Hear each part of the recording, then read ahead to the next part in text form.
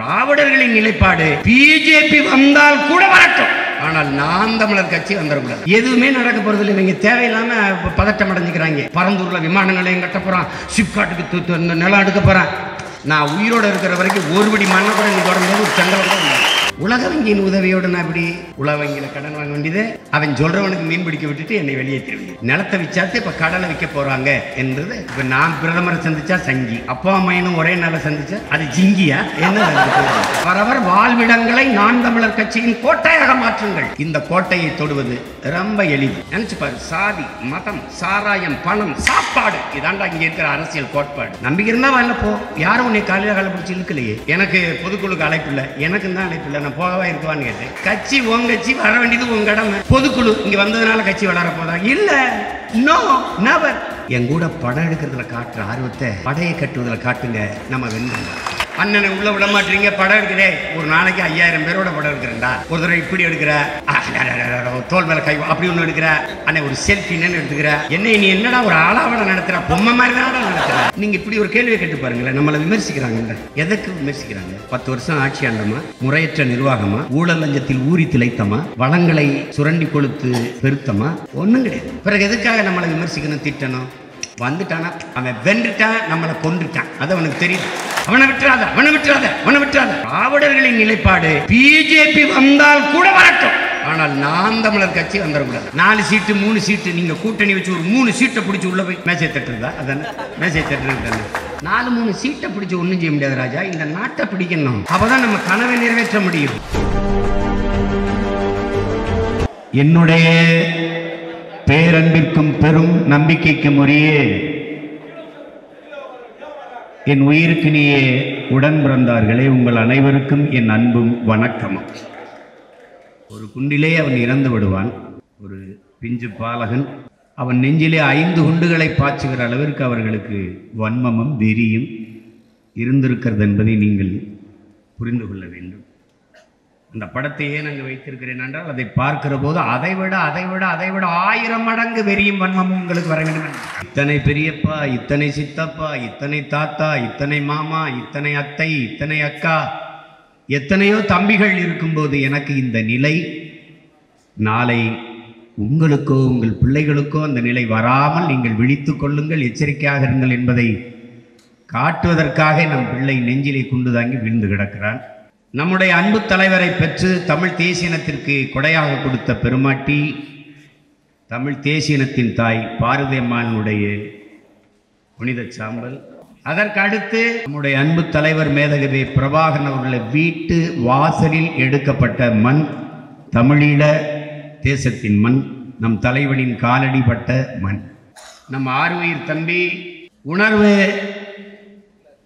இன உணர்வு, மான உணர்வற்று மதுக்கடைகளிலும் திரையரங்குகளிலும் கூடி நின்ற தமிழீழம் தலைமுறையினரை இன விடுதலையின் பக்கம் திருப்ப தன் உடம்பிலே நெருப்பை கொட்டி உணர்வு சூடேற்றிய புரட்சியாளர் தம்பி முத்துக்குமார் அவர்களுடைய புனித சாம்பல். இது இரண்டையும் கரைத்து விடத்தான் என்னிடத்தில் கொடுத்தார்கள். நம் இலக்கை தொடும் வரை இது என்னிடத்திலே பத்திரமாக இருக்க வேண்டும் என்பதற்காகவே என்னுடைய வழிபாட்டு அறையில் வைத்திருந்தேன். இன்று உங்களுக்கு முன்பு வைத்திருக்கிறேன்.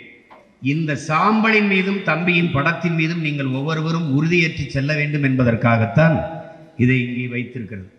என்னை பார்க்கிறீர்கள், என் முகம் உங்களுக்கு தெரிகிறது, என் கை கால்கள் எல்லாம் உங்களுக்கு தெரிகிறது, என் உடல் தெரிகிறது. என்னை முழுமையாக இயக்கிக் கொண்டிருக்கிற என் மூளையும் இதயமும் உங்களுக்கு தெரியாது. அதுபோல இந்த புரட்சிகர அரசியல் இயக்கத்தை இயக்குபவர்கள் யார் என்பது எனக்கு தெரியும். என் மூளையும் இதயமும் யார் என்பதும் எனக்கு அதை தெரியாமல் 14 ஆண்டு காலம் இந்த படையை நடத்தி வந்திருக்க முடியாது. அவரவர் வாழ்விடங்களை நான் தமிழர் கட்சியின் கோட்டையாக மாற்றுங்கள். இந்த கோட்டையை தொடுவது ரொம்ப எளிது. என் அன்பு உடன் பிறந்தார்களுக்கு, என் உயிருக்கிணைய என் சொந்தங்களுக்கு நான் சொல்லுவேன், நேர்மறை சிந்தனைகளை வளர்த்து கொள்ளுங்கள். உங்களின் ஆற்றலை விட 2 மடங்கு ஆற்றலை இது பெருக்கித் தருங்கிற. நாம் ஏன் இந்தி ஒழிக என்று முழக்கமிடணும்? தமிழ் வாழ்க.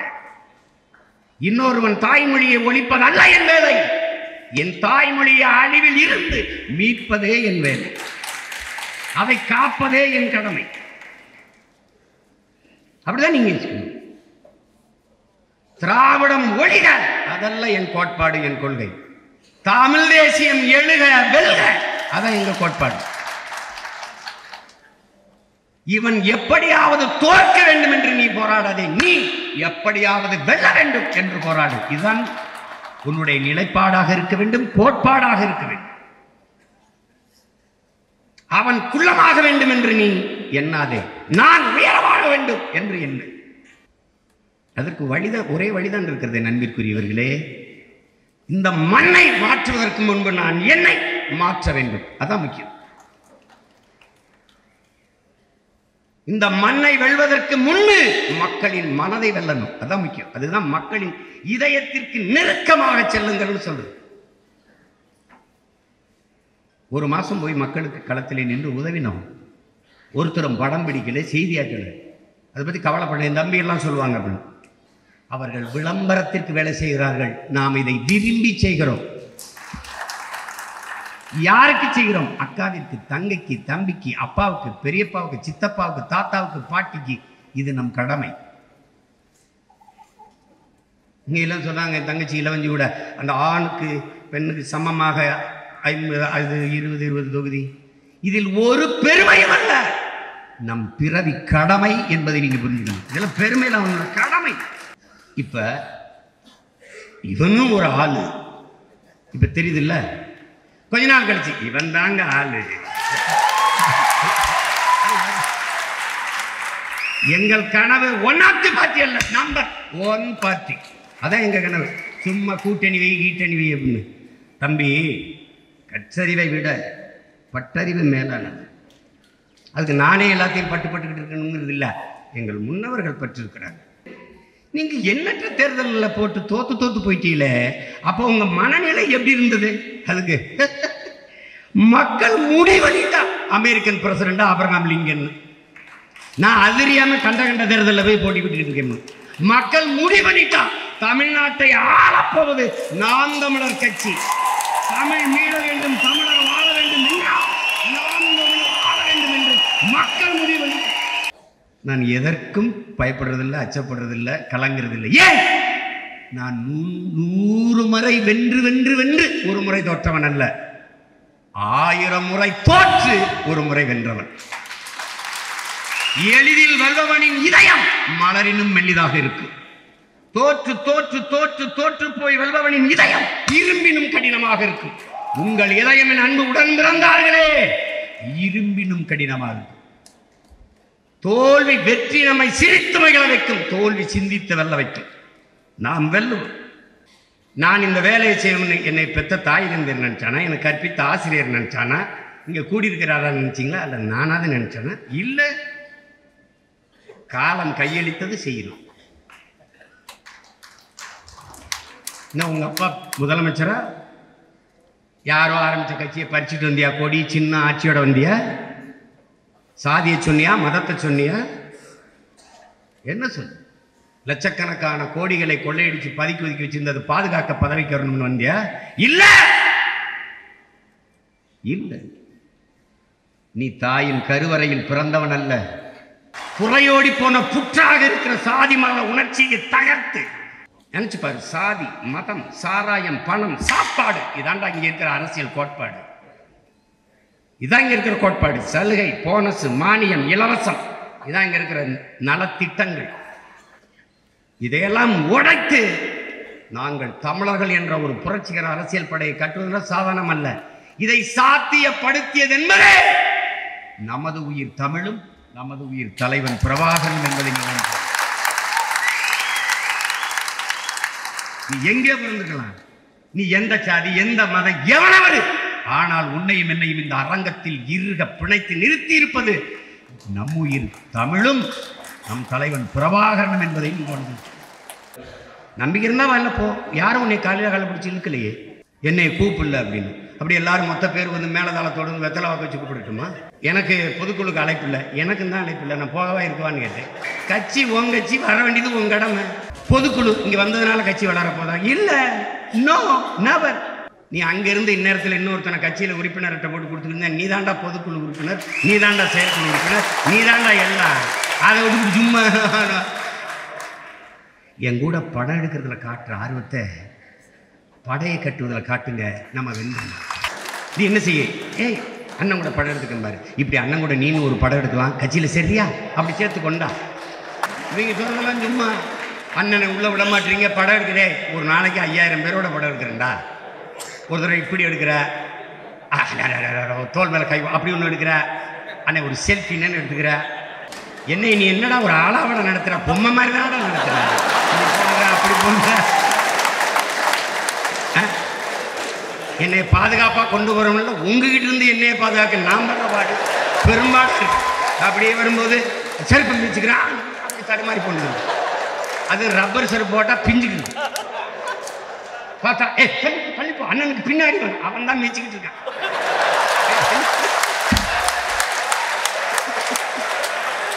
பெரும்பாடா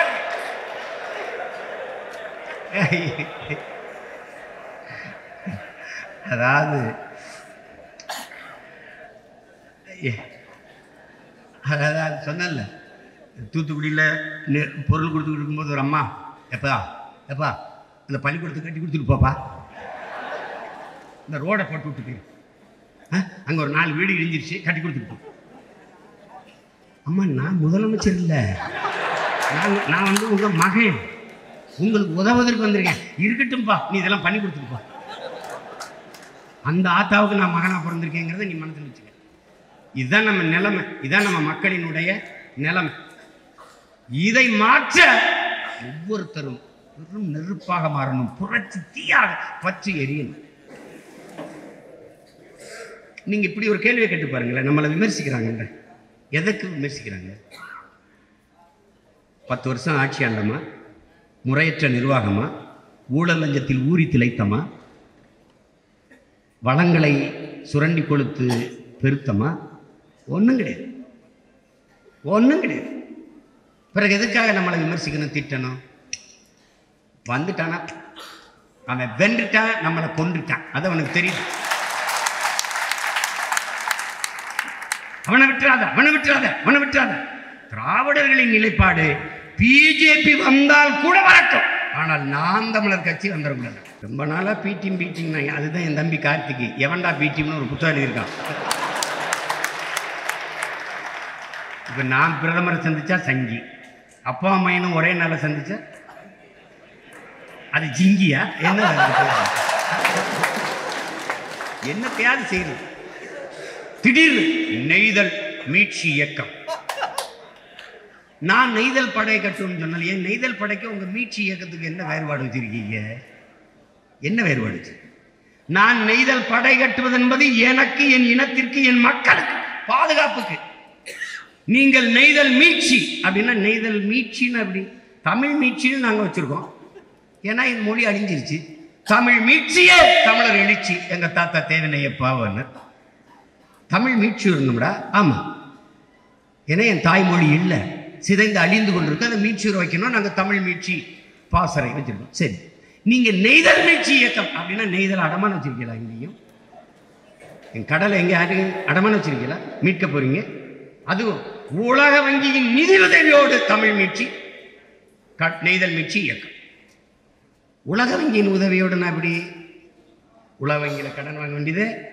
அவன் சொல்றவனுக்கு மீன் பிடிக்க விட்டுட்டு என்னை வெளியேற்ற வேண்டியது. நிலத்தை விச்சாத்து இப்ப கடலை விற்க போறாங்க என்றது எதுவுமே நடக்க போறது இல்லை. இவங்க தேவையில்லாம பதட்டம் அடைஞ்சுக்கிறாங்க. பரந்தூர்ல விமான நிலையம் கட்ட போறான், சிப்காட்டுக்கு நிலம் எடுக்க போறான். நான் உயிரோடு இருக்கிற வரைக்கும் ஒரு படி மண்ணை கூட நீ தொடர்ந்து ஒரு செங்கலை கூட இல்லை.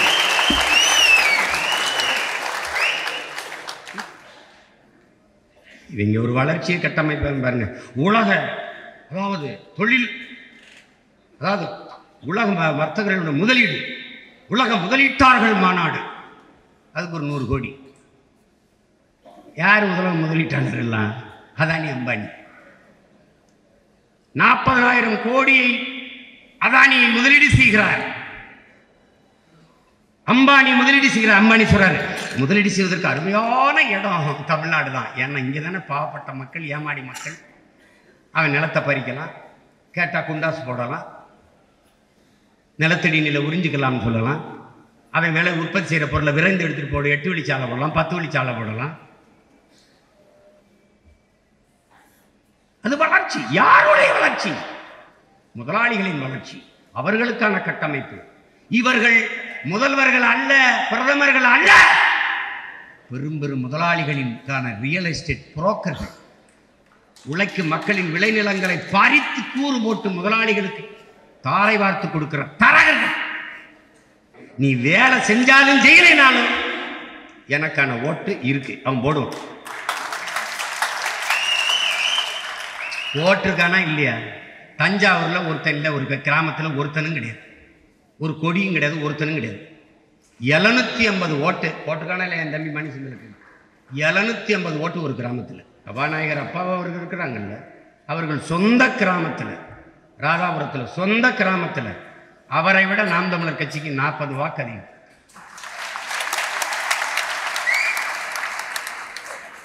ஐயா பா சிதம்பரம் அவர் இருக்காங்கல்ல, அவருடைய சொந்த கிராமத்தில் 1200 வாக்குல நாம் தமிழர் கட்சிக்கு விழுந்த வாக்கு 650 வாக்கு என்பதை நீங்கள் கவனத்துக்கு. அங்கே கட்சியும் இல்லை, குச்சியும் இல்லை, ஒன்றும் இல்லை. ஸ்டீவன் ஹாக்கிங்ஸ் சொல்றாருல, எல்லா கண்டங்களையும் கிரகங்களையும் ஆய்வு செய்து நாம் போய் பார்த்துட்டா எங்குமே கடவுள் இல்லைடான். எனக்கு கடவுளை பார்த்து பயம் இல்லடா, கடவுளை நம்புகிறவன்னு நினைச்சா தாண்டா பயமா இருக்கு. அது மாதிரி இந்த தொலை தூரத்தில் இருக்கிறவன் தூரம் இருந்து என் பேச்சை கேட்கிறவன்லாம் இயங்குறாங்க என் கொள்கைக்கு. இந்த பக்கத்தில் உட்கார்ந்துருக்கான் பாருங்க, ஒரே தட்டில் சாப்பிட்டு ஒன்னா படுத்துருக்கான் பாருங்க. இது கொள்கைக்காக வாரானா நம்ம கொள்றதுக்காக வாரானான்னு தெரியாம பெரிய வாடா. இதே தான் எங்க அண்ணனுக்கு நடந்தது. ஒரே தட்டில் சாப்பிட்டு ஒரே வாயில படுத்த கருணாநிதி இங்கே இதே தான். அவர் தெளிவாக சொல்லிட்டு போயிட்டார், இன்றைய துரோகி நேற்றைய நண்பன், நாளைய துரோகி இன்றைய நண்பன். எதிரி எப்போதும் தூர இருப்பான், துரோகி எப்போதும் அருகில் இருப்பான். எதிரி எப்போதும் உன் பலத்தை மதிப்பிடுவான், துரோகி எப்போதும் உன் பலகீனத்தை கணக்கிடுவான். எனக்கு மட்டும் இல்ல, உனக்கும் அது நடக்கும், எச்சரிக்கை. தாத்தா காமராஜ் சொன்னதை நான் உங்களுக்கு சொல்றேன், எல்லா உயிர்களிடத்திலும் அன்பு காட்டுங்கள். இந்த மனுஷ பயில்கிட்ட மட்டும் கொஞ்சம் எச்சரிக்கையா இருக்கு. பாம்பு என்ன செய்யும் உனக்கு தெரியும், குரங்கு என்ன செய்யும் தெரியும், புலி என்ன செய்யும், சிங்கம் என்ன செய்யும், யானை என்ன செய்யும், கரடி என்ன செய்யும், எல்லாம் உனக்கு தெரியும். ஆனால் இந்த மனித மிருகம் என்ன செய்யும்னு உனக்கு தெரியாது. ஒரு நேரம் குலைக்குமா, கடிக்குமா, என்னன்னு தெரியும். அதனால எச்சரிக்கை, கவனமா இருக்கு. லட்சியத்தில் உறுதி கொண்ட மக்களை வயிற்று பசி ஒன்றும் செய்யாதுங்கிறார் தலைவர். காரணம் மூடிட்டு வேலை செய்யும். என்னை கேட்பாங்க, நீங்கள் எதுவும் திட்டம் கிட்டம் அப்படிலாம் வகுத்து போறீங்களா, தேர்தல் வீகணும் ஒன்றும் கிடையாதுங்க. நிற்கிறோம், சண்டை போடுறோம், ஜெயிக்கிறோம், அவ்வளோதான். 4 சீட்டு 3 சீட்டு நீங்கள் கூட்டணி வச்சு ஒரு 3 சீட்டை பிடிச்சி உள்ளே போய் மேசை தட்டுறதா? அதானே மேசை தட்டுறது தானே. 4-3 சீட்டை பிடிச்சி ஒன்றும் செய்ய முடியாது ராஜா. இந்த நாட்டை பிடிக்கணும், அப்பதான் நம்ம கனவை நிறைவேற்ற முடியும். அப்பதான் நம்ம கனவை நிறைவேற்ற முடியும். அதுக்கு இருக்கிற ஒரே வாய்ப்பை என் உடன் பிறந்தார்களே, எப்படி பார்த்தாலும் வெற்றிக்கு ஒரே வழிதான், கடுமையான உழைப்பு.